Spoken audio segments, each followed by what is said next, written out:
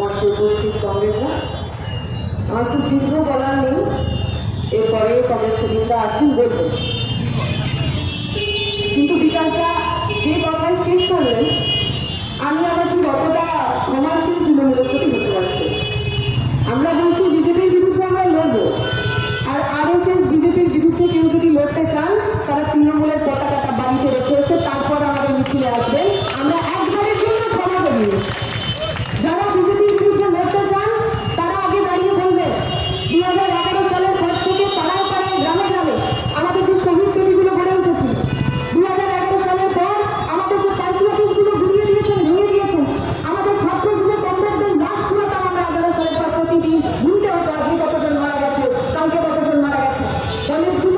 কলেজের ইউনিয়নগুলো মার ধর করে আপনারা লুট করে নিয়েছিলেন, কলেজে পড়াশোনার জামাতটা নষ্ট করে দিয়েছিলেন, মিউনিসিপ্যালিটিগুলো, নির্বাচিত পঞ্চায়েতগুলো গায়ের জোরে আপনারা দখল করে নিয়েছিলেন। আর 15টা বছর ধরে পশ্চিমবঙ্গের সাধারণ মানুষের ভবিষ্যৎ আপনার গঙ্গার জলে ডুবে দিয়েছে। তাই যদি আপনাদের আসতে হয়, যারা যারা বিজেপি তৃণমূলের বিরুদ্ধে সবভাবে লড়তে ইচ্ছুক কিন্তু কোনো না কোনো সময় তৃণমূল করেছেন, আগে কান ধরে আমাদের কাছে ক্ষমা চাইবেন। বামপন্থীদের ওপর করা প্রত্যেকটা আক্রমণের জন্য ক্ষমা চাইবেন, আমাদের ভাঙা পার্টি অফিসগুলোর জন্য ক্ষমা চাইবেন, আমাদের কমরেড শহীদ হয়ে যাওয়া ওই শান্তি সোরেনের মায়ের পা ধরে ক্ষমা চাইবেন। তারপর আমরা ভাববো আপনারা আমাদের মিছিল এলাকায় করতো না করতো না। যে সাধারণ মানুষ আমাদের কথা শুনছে, অনেকে মনে করে সত্যি তো পরিবর্তন প্রয়োজন। 2011 সালে পরিবর্তন হয়েছে, আমরা নির্বাচনে এরকমই যখন মিটিং হচ্ছিল সেখান থেকে বলেছি পরিবর্তনের ডাক দিই, পরিবর্তন এনেছেন আপনারা। আমাদের মনে হয়েছিল ভারতীয় জনতা পার্টি 2014 সালে যাকে আপনারা কেন্দ্রের সরকারে দিচ্ছেন তাতে নতুন করে আরেকবার সুযোগ দেওয়ার কোনো কারণ নেই। 14 থেকে 26 সাল প্রতিদিন আমরা তাকে দেখছি। বাড়িতে যখন গ্যাসটা কিনতে হচ্ছে আমরা নরেন্দ্র মোদীকে দেখছি, তার শাসনকে দেখছি। আমার বাড়ির ছেলেটা মেয়েটা যখন কেন্দ্রীয় সরকারের কোথাও কোনো চাকরি পাচ্ছে না, বেকার হয়ে বাড়িতে বসে আছে, আমরা বিজেপিকে দিচ্ছি।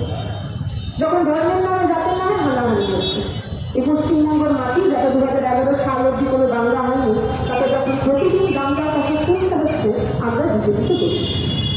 দিল্লিতে আমার কুস্তিগিররা, যে কুস্তিগির মেয়েরা এক সময় এই ভারতের নাম উজ্জ্বল করেছিল, সারা বিশ্বে পদক দিতে এসেছিলেন, সেই কুস্তিগির মেয়েরা যখন রাস্তায় বসছে আর বিজেপি এমপি বৃজভূষণ শরণ সিং যারা তাদের সঙ্গে প্রতিদিন ধর্ষণ করেছেন, নাবালিকা মেয়েদের উপর অত্যাচার করেছেন, সেই বৃজভূষণ শরণ সিং বিজেপির এমপি হয়ে ফুটফুলি এমপি হয়ে ওই পার্লামেন্টের মধ্যে ঢুকছে, আমরা বিজেপিকে দেখেছি।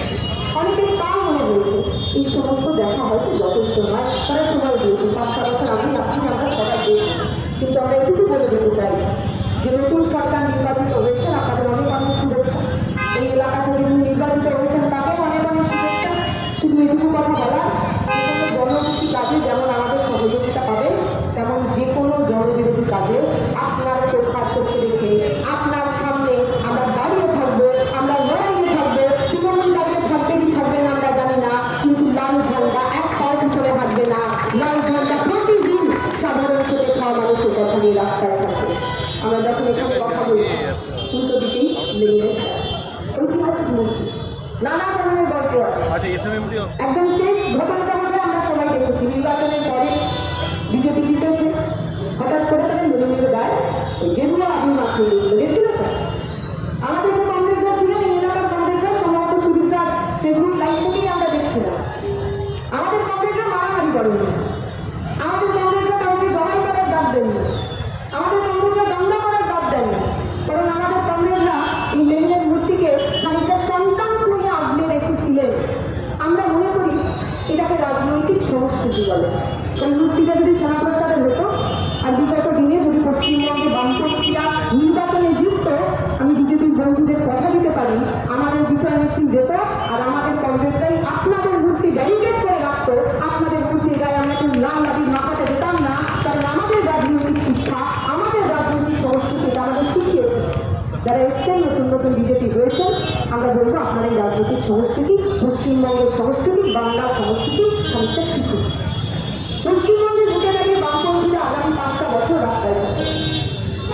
বিগত 15 বছর যারা সরকারে ছিলেন, যারা নানা রকম ভাবে আমাদের ভঙ্গি দিয়েছেন, হুঁশি দিয়েছেন, বিকাশটা করার সময় বলছিলেন চৌকি এলাকার কথা, সেখানকার বেতাজ বাদশা জাভেদ খান ছিল, নির্বাচনে জিতেছে, এবারও বহু ভোট পেয়েছিল ওই এলাকা থেকে। কিন্তু আজকে যখন ওই সাধারণ মানুষগুলোর বাড়ির সামনে বুলডোজার এসছে, জাভেদ খানের ঠিকই খুঁজে পাওয়া যায়নি। হেরে যাওয়া সিপিএম পার্টি, হেরে যাওয়া লাল পার্টি, সে তার কর্মী সমর্থকদের নিয়ে কোর্ট থেকে অর্ডার নিয়ে রাস্তায় নেমেছে। সাধারণ মানুষ বুঝুন, যে মানুষ তৃণমূলকে ভোট দিয়েছেন তার কাছেও আমার বলার, আপনারা যারা তৃণমূলকে ভোট দিয়েছেন আপনাদের কাছেও আমার অনুরোধ, নির্বাচনে হেরে যাওয়ার পর আপনাদের নেতা মন্ত্রীদের খুঁজে পাওয়া যাচ্ছে না।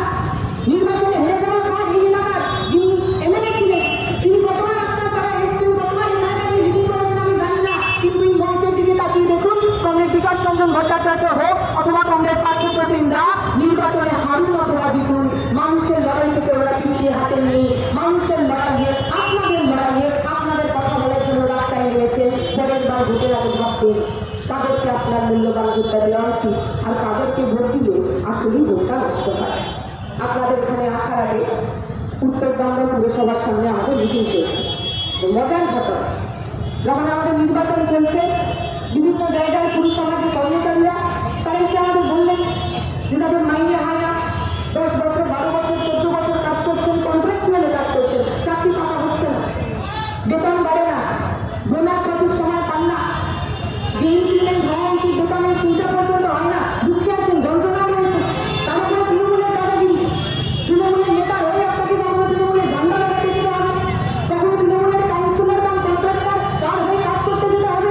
আপনি আপনার কাজ করার সুযোগ পান না, তাদের মাইনেটাও পান না। আমরা স্বাভাবিকভাবেই যেভাবে বলি, আমরা আমাদের কথা মরিপুরে ধরা মানুষের কথা বললাম। যে এলাকায় আমি নির্বাচনে লড়েছি সেই এলাকার একটি মিউনিসিপ্যালিটির চেয়ারম্যান, তারা আমাদের ছবি দিয়ে আমরা মিথ্যে কথা বলছি, আমরা মিথ্যেবাদী, এই জন্য লম্বা একটা মিছিল করবে। একদম আমাদের জন্য এটা বেশ ভালো ব্যাপার। এর আগে আমরা দেখতাম তৃণমূল মমতা ব্যানার্জির ছবি নিয়ে মিছিল করছে, মিছিল করছে। মানে এত খারাপ সময় এসেছে যে বামপন্থী নেতা নেত্রীদের ছবি দিয়ে আমাদের মিছিল করতে হচ্ছে, সেটা একটা ভালো ব্যাপার। কিন্তু আজকে যখন নির্বাচন শেষ হয়েছে, আজকে যখন নতুন একটা সরকার গঠন হয়েছে, সেই সমস্ত সাধারণ কন্ট্রাকচুয়াল ওয়ার্কাররা আজকে আমাদের কাছে এসেছিলেন। তাদের সবাইকে নিয়ে আমরা বঙ্গবন্ধু পুরসভার সামনে অবস্থান বিক্ষোভ করেছি আর পরিষ্কার করে বলেছি যে কন্ট্রাকচুয়াল কর্মী তিনি তৃণমূলের সমর্থক হতে পারেন, যে কন্ট্রাকচুয়াল কর্মী তিনি বিজেপির সমর্থক হতে পারেন, যে কন্ট্রাকচুয়াল কর্মী তিনি হিন্দু অথবা মুসলমান হতে পারেন। লাল ঝান্ডা যখন সেই শ্রমিকের কাছে দেখেছে, সে তার জাত জিজ্ঞেস করেনি, তার রাজনীতি জিজ্ঞেস করেনি, সে শুধু তার শ্রমের কথা ভেবে, তার ঘামের কথা ভেবে তাদের লড়াইয়ের সামনে এসেছে। যে মানুষ আমাদের কথা শুনতে পাচ্ছেন, টোটো চালান, রিক্সা চালান, শ্রমজীবী মানুষ, আপনি তৃণমূল করেন, বিজেপি করেন, হিন্দু না মুসলমান সেটা আমাদের কাছে গুরুত্বপূর্ণ না। খেটে খাওয়া মানুষের জন্য লাল ঝান্ডা 0 অথবা 1 এবং 1 থেকে 100 হওয়া পর্যন্ত রাস্তায় থাকবে। আপনারা খালি আমাদের উপরে ভরসা রাখেন। আমরা কথা দীর্ঘায়িত করবো, দুটো কথা বলে শেষ করা। কংগ্রেস মৃত্যুঞ্জয় সেন শহীদ হয়েছে, আসলে কংগ্রেস মৃত্যুঞ্জয় সেন মৃত্যুর পরেও তার কথা আমরা বলছি। আসলে কংগ্রেস মৃত্যুঞ্জয় সেনরা এই আমাদের বিস্তীর্ণ এলাকা, কলোনি এলাকা, আমাদের মতো ওপার বাংলা থেকে চলে আসা মানুষদের ঘাম, রক্ত, অভিমান, কান্নায় তৈরি করা কলোনি। অনেকে বলছেন, অনেকে ভাবছেন যে কলোনির মানুষজন, উদ্বাস্তু মানুষজন, এরা নাকি সবাই বিজেপি হয়ে গেছে, আরএসএস হয়ে গেছে।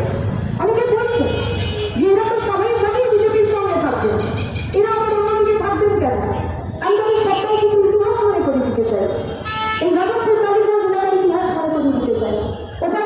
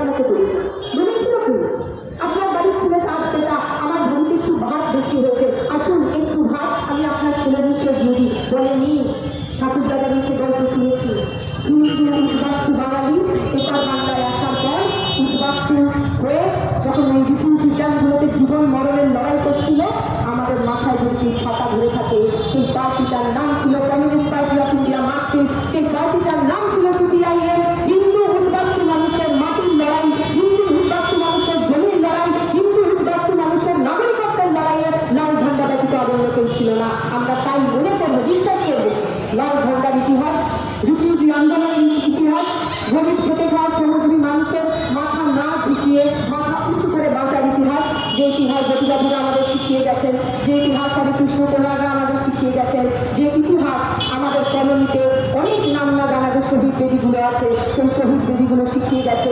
আমরা উদ্বাস্তু পরিবারের তৃতীয় চতুর্থ প্রজন্মরা যেন আমাদের ইতিহাস না ভুলে যায়, আমাদের শিকড় না ভুলে যায়, যারা আমাদের কাছ থেকে আমাদের ইতিহাস, আমাদের মায়ের ভাষা, আমাদের কথা কেড়ে নিতে চায়, তাদের বিরুদ্ধে যেন আমরা হাত উঁচু করে